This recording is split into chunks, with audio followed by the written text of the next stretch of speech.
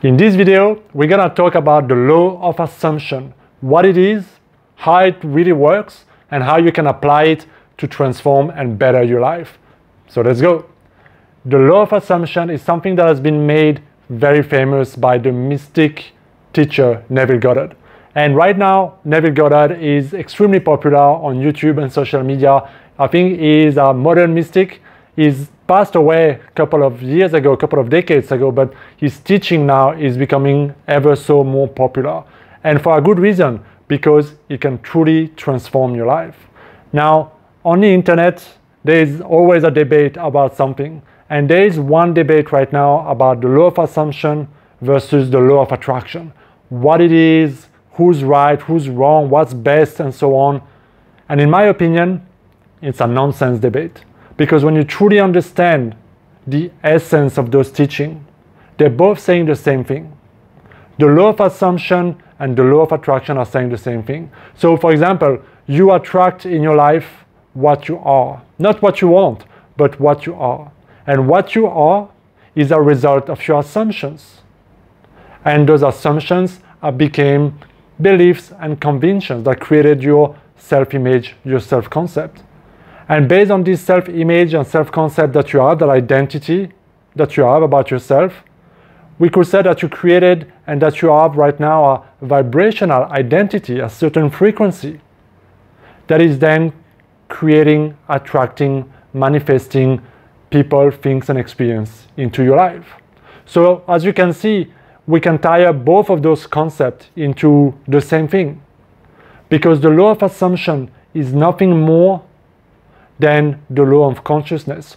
What you believe, you create, and you live what you believe.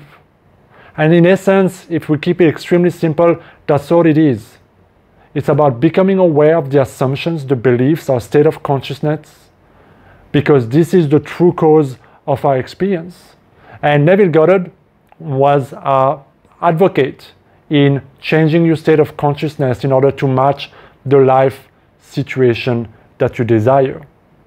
And he used a lot of teachings, a lot of tools and techniques in order to help people do that and help them then manifest new situation, experience, and manifestation that are the result of their new state of consciousness, their new self-image, so to speak.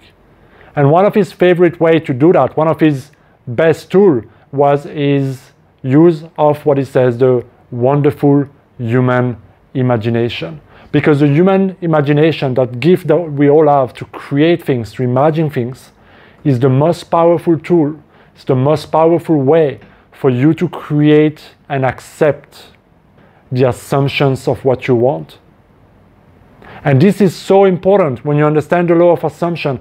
It is so important that you understand that your state of consciousness, what you believe to be true about your life right now, about yourself right now, is the cause of every experience that you have in your life, regardless of whether you judge them as good or bad, right or wrong.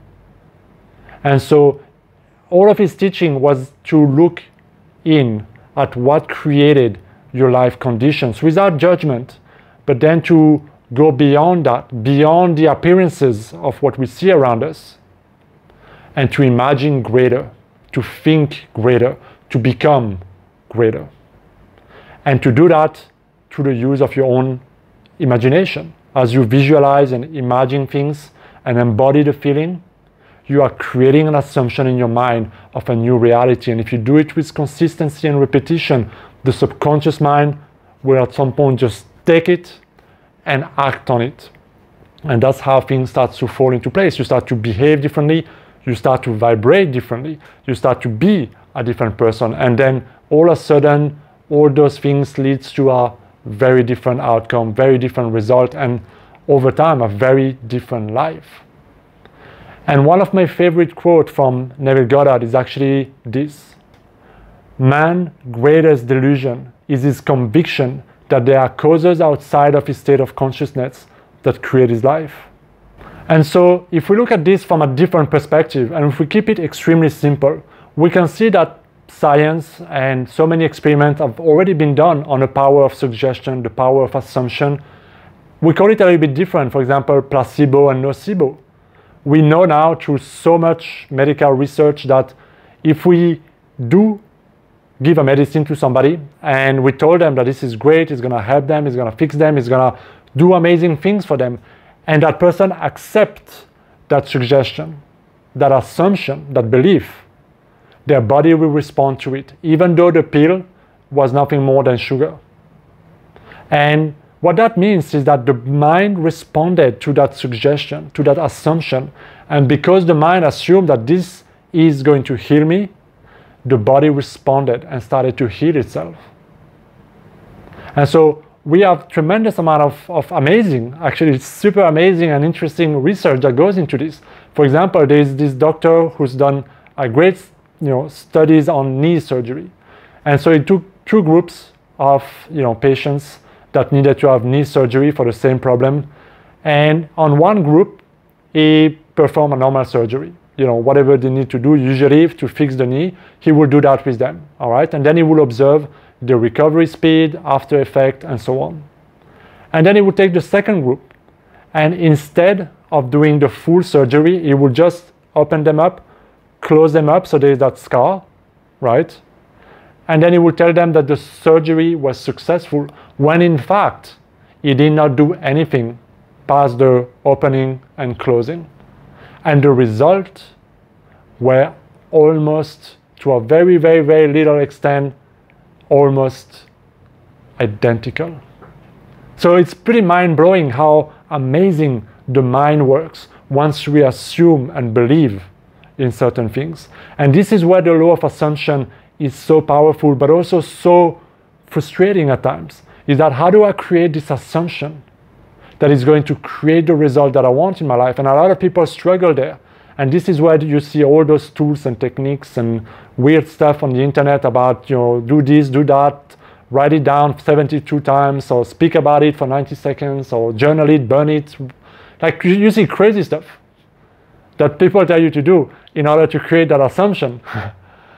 But all you need to do is to assume the state. And you need to create that assumption in yourself. And yes, you can use tools that works for you and things that you like that create that state. But don't get confused that the power is not in the tool, but the power is in your state of consciousness, in what you assume to be true. And too often people are focused on external things. What those things want, I want more money, I want that girlfriend, I want a special partner, and they forget that it's who they need to become in order to naturally have those experiences. So my invitation for you in using the law of assumption is to always work first on you, the person you need to be, in order for those things, pleasures, experiences that you want, to flow naturally as a result of the person you are, continuously. I hope that makes sense. So let me know what you think, guys. So in essence, it is extremely simple, but we like to complicate things. The mind likes to, make everything complicated, overthink everything, find plans and strategies and deep dive and create things that need not be created. I'll leave you with this one final example. It's about the piano study. All right, and this is fascinating. They took 3 groups of individuals. The first group was to not play the piano at all. Easy job. The second group was to play the piano every day for 15 minutes a day for 5 days. And they would play that one particular sequence, okay? A very short note, and they would play that for X amount of time every day for 5 days. And finally, the third group was to do the same thing, but in the imagination, without actually touching a piano, to play the same notes in the piano, in their imagination, for the same amount of time for 5 days.